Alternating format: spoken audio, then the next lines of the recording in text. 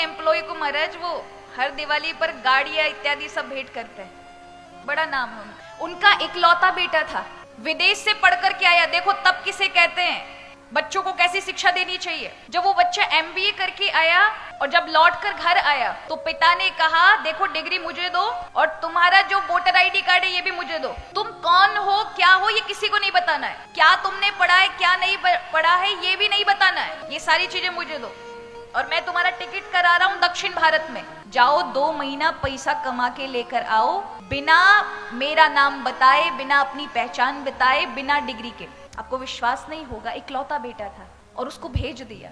7,000 रुपए उसको दिए, जरूरत पड़े तो ही उपयोग करना, नहीं 7,000 वापस चाहिए और 2 महीने में कितना कमा के लेकर आते हो ये चाहिए। बालक भी आज्ञाकारी था महाराज, गया दक्षिण भारत, गुजराती बालक गुजराती जानता है और पहुंच गया हमारा दक्षिण भारत, जहां हमारा तेलुगु तमिल चलती है ना, अपनी भाषा, इंग्लिश में बात करनी नहीं है।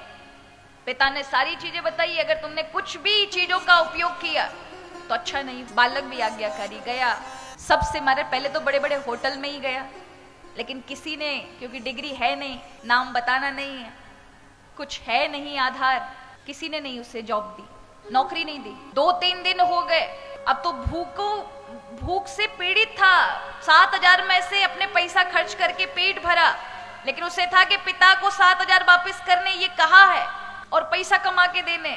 तो फिर सड़क किनारे ढाबों पे जाकर के वेटर की नौकरी मांगी कि मुझे नौकर बना लीजिए कि मैं लोगों को सर्व कर सकूं, परोस सकूं। लोगों ने वो भी नहीं दी।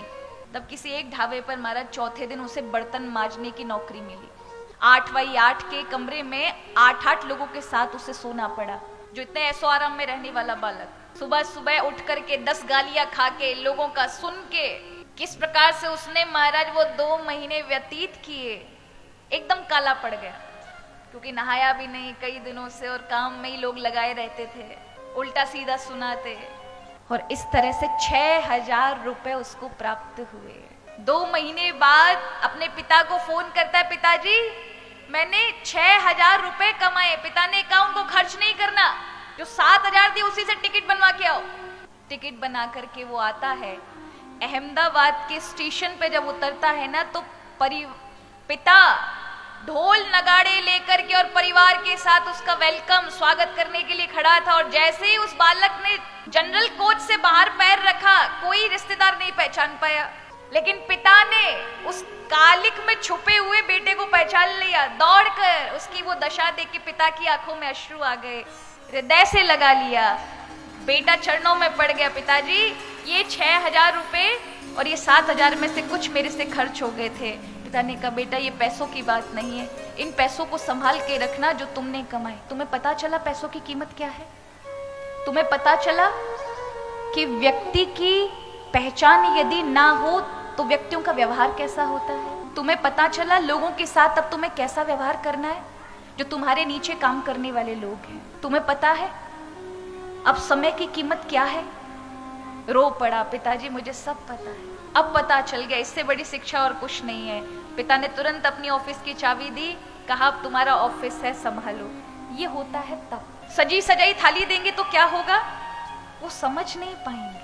देनी चाहिए, बच्चों के लिए कमा रहे हैं, लेकिन पहले उन्हें तब करके उन्हें खड़ा तो करें, इस लायक तो बनाए कि वो किसी पे निर्भर ना बने, इस लायक तो बना के जाएं कि अपने निर्णय वो खुद ले सके। लोगों के साथ जो आपने व्यवहार कमाया है, बच्चों से दुगना कमा कर जाएं। ये सब केवल तप से ही हो सकता है, इसलिए बच्चों को तप कराना चाहिए। तप माने संघर्ष,